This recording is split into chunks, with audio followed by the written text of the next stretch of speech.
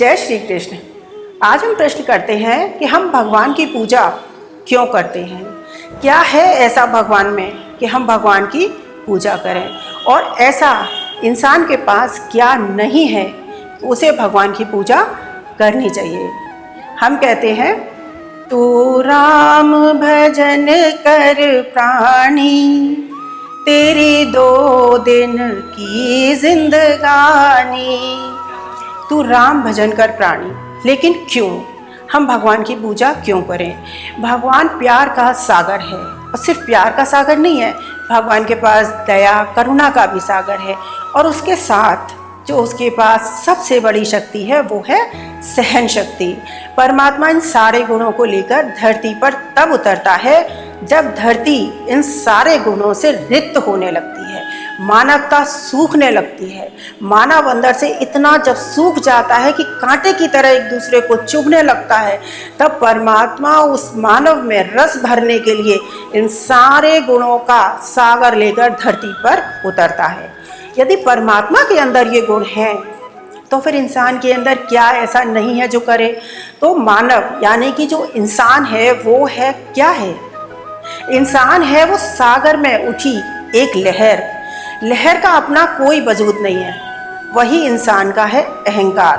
अब लहर क्या है। सागर में जो लहर उठती है, आप देखिए, यदि वो सागर की लहर यदि सागर में मिल जाए यानी तो क्या होगा, उस लहर को अपना वजूद खोना पड़ेगा। हम उससे कहें कि अब वो लहर वापस आए तो नहीं आ पाएगी, क्योंकि वो सागर में मिलके एकाकार हो गई। यदि हम परमात्मा की पूजा करेंगे तो अहंकार हमारा विलीन होगा, और अहंकार को विलीन करके ही हम परमात्मा में मिल सकते हैं। हम अक्सर देखते हैं कि हमारे पास, हमारे आसपास कुछ ऐसे लोग होते हैं जो हमारी गलतियों को और हमारी कमज़ोरियों को नज़रअंदाज करके हमसे बहुत प्यार करते रहते हैं। गलती से भी ये समझने की कोशिश मत करना कि ऐसे लोग कमज़ोर होते हैं, क्योंकि इनसे बड़ी ताकत धरती पे दूसरी नहीं है।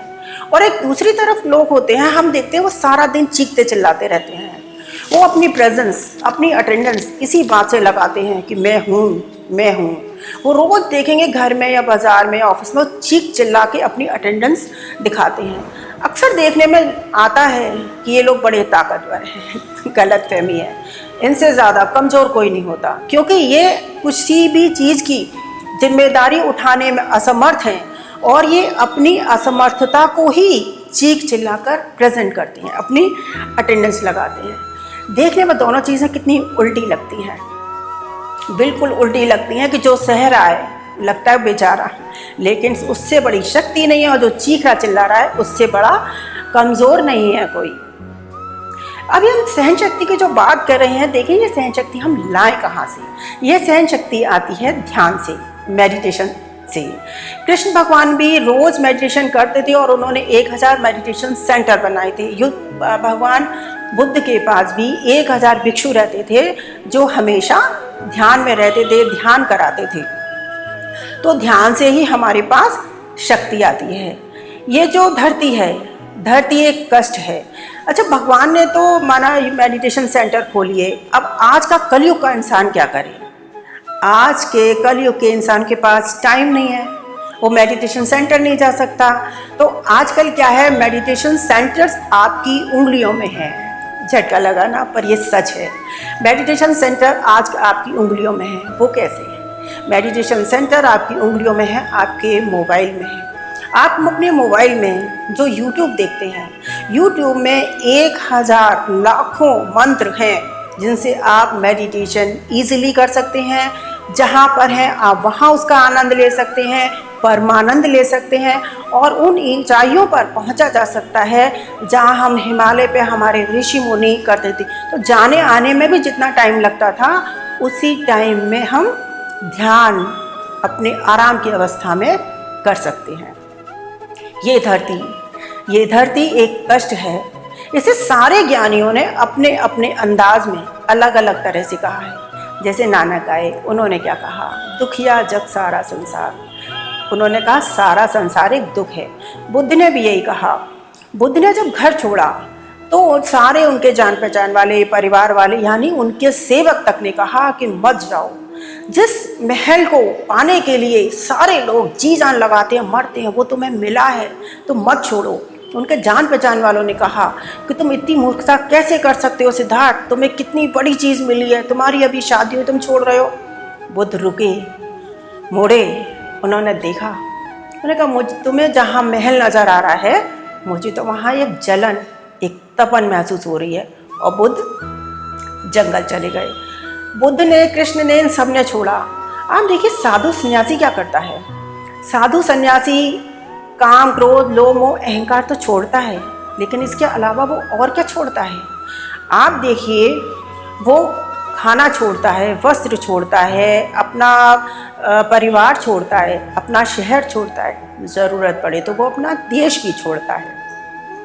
अब मज़े की बात क्या है, उसने ये सब चीज़ें छोड़ दी और वो इतना ज्ञान को प्राप्त हुआ, साधु बना, सन्यासी बना। लेकिन जब संसारी उसके पास जाता है तो मांगता क्या है। सुन के और सोच के बड़ा ताज्जुब लगता है कि जब संसारी किसी साधु के पास जाता है तो वो वही चीज़ें मांगता है जिन्हें साधु छोड़ चुका है।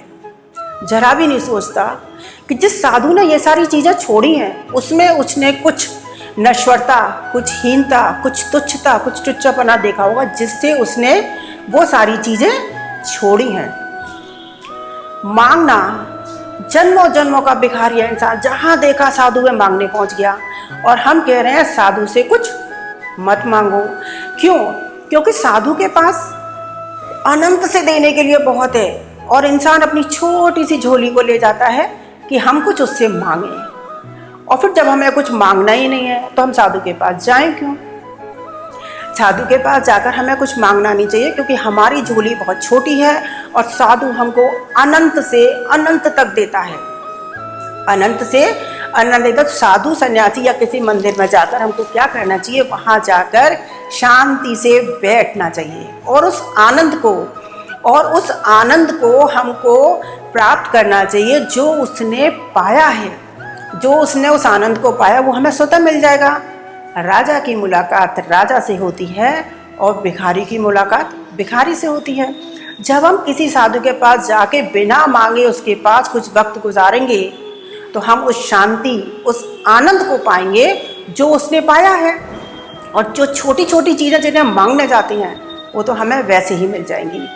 साधु के पास जब हम कुछ चीज़ें मांगने जाते हैं तो वो वैसे ही सिकुड़ जाता है। आपने देखा होगा कि जैसे हीरे का व्यापारी है, बहुत बड़ा शोरूम है हीरे का, उसके पास कोई ग्राहक उसकी दुकान में चढ़ा, आपको मालूम है हीरे का व्यापारी अंदर से खिल जाता है। क्यों? क्योंकि आया कोई हीरे का कद्रदान।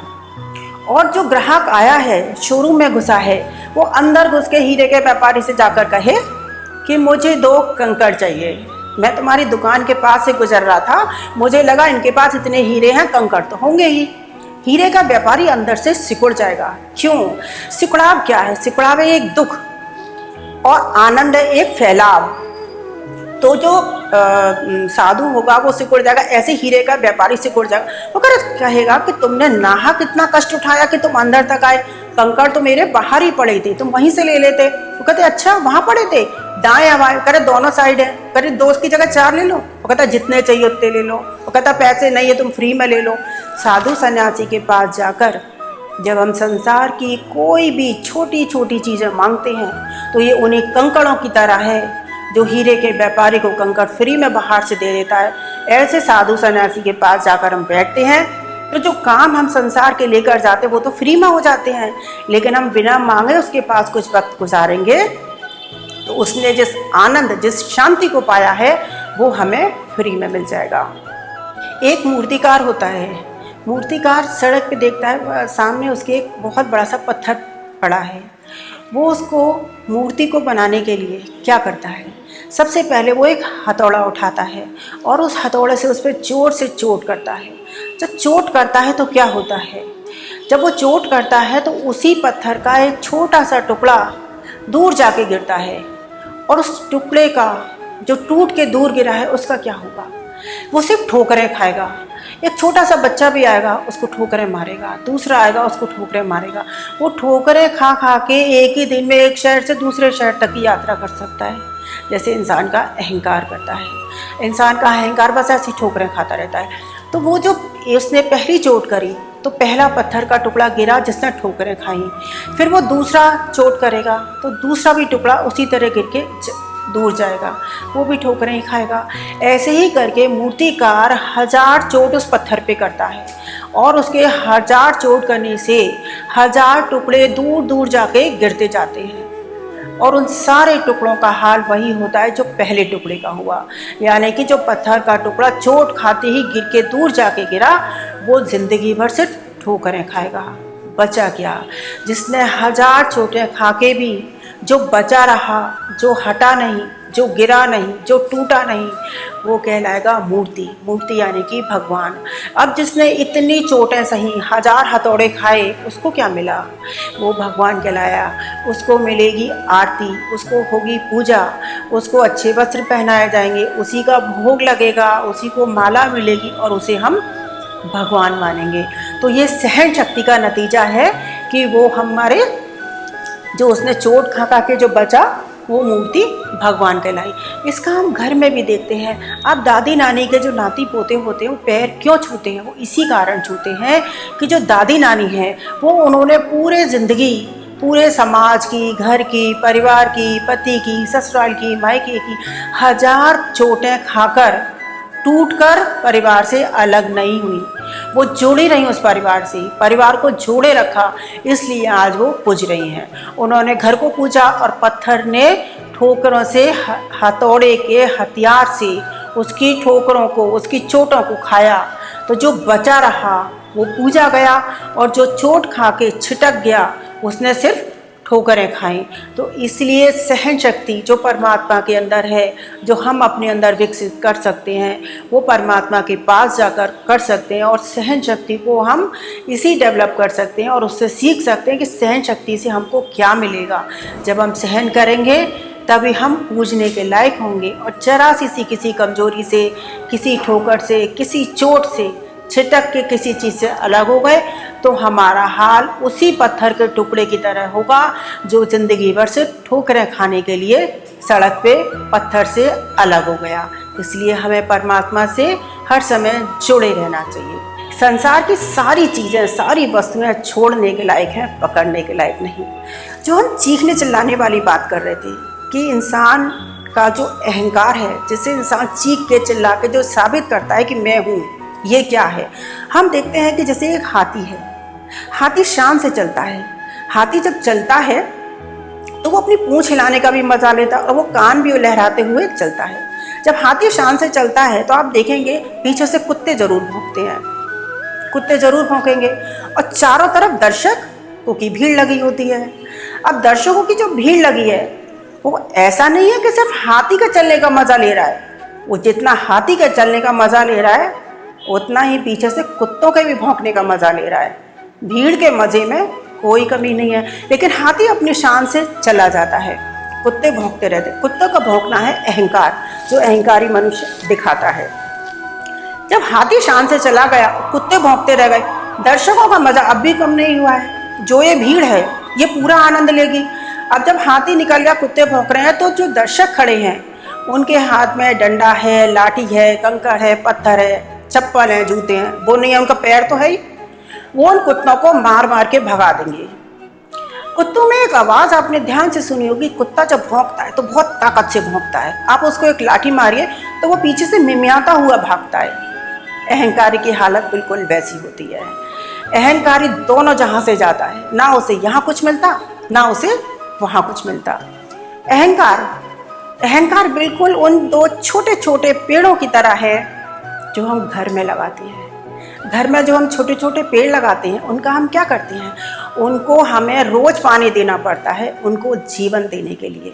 यदि हम उनमें 2 दिन भी पानी ना डालें तो वो सूख के मरणासन अवस्था में पहुंच जाएंगे। इसी तरह अहंकारी होता है। अहंकारी रोज चीख के चिल्ला के ये अपनी अटेंडेंस लगाता रहेगा कि मैं हूँ। ऐसे ही हमने जंगलों में पेड़ देखे हैं, उन्हें तो कोई केयर नहीं करता। जंगल भी छोड़ दीजिए, जब हम हिल स्टेशन जाते हैं तो आपने देखा होगा कि साइड में बहुत बड़े बड़े पेड़ होते हैं। वो कहाँ से शुरू हुए, कहाँ ख़त्म होंगे, ये हमें गाड़ी के बाहर मुंह निकाल के देखना पड़ता है कि ये पेड़ कहाँ से शुरू हुआ और कहाँ तक जाएगा। इनको कौन पानी डाल रहा है, सोचने पर तो मजबूर करता है। इनकी कौन केयर कर रहा है, कोई नहीं। फिर अनंत से ये जी कैसे रहे हैं? उसका कारण है कि उन्होंने अपनी जड़ों को पाताल तक जोड़ रखा है। उन्हें पानी डालने की ज़रूरत नहीं पड़ती, क्योंकि जहाँ से पानी का स्रोत है उन्होंने अपनी जड़ें वहाँ तक डाल रखी हैं। इसीलिए यदि हम परमात्मा से जुड़ेंगे, परमात्मा से जुड़े रहेंगे, तो रोज़ चीख के चिल्ला के हमको अपनी अटेंडेंस नहीं लगानी पड़ेगी। इसलिए हम परमात्मा से हमको अपनी नज़दीकियाँ बढ़ानी चाहिए और हमें उस अनंत सागर में मिलना चाहिए। तुम शादी करते हो, पहले तुम सोचो तुम मंदिर बनाते हो, मंदिर बना के उसमें क्या करते हो? पुजारी रख देते हो कि भाई मैंने मंदिर बना दिया, तुम पुजारी रखा है हमने, और तुम उस मंदिर में भगवान की सेवा करो, उसकी आरती उतारो, उसको नहला धुलाओ, सारा काम इसका तुम करो। तुम शादी करते हो, पत्नी लाते हो, नौकर रखते हो कि भाई तू इसे प्यार कर, मैं बहुत बिजी हूँ। सपोज तुमने रख लिया, तुमने नौकर रख लिया, और तुम्हारा नौकर तुम्हारी पत्नी को प्यार कर रहा है, उसकी सारी सेवा कर रहा है। अब सोचने की बात यह है कि तुम्हारी पत्नी किसको प्यार करेगी, नौकर को या तुम्हें? नौकर को। दोनों जहां से कौन गया? दोनों जहां में नुकसान किसका हुआ? तुम्हारा। यही मेन ध्यान देने की बात है कि हमें परमात्मा से खुद नज़दीकियां बढ़ानी है, हमें खुद उसके पास जाना है, हमें खुद प्यार के सागर में डूबना है। ये जो अहंकार है ना, ये एक फोड़े की तरह है।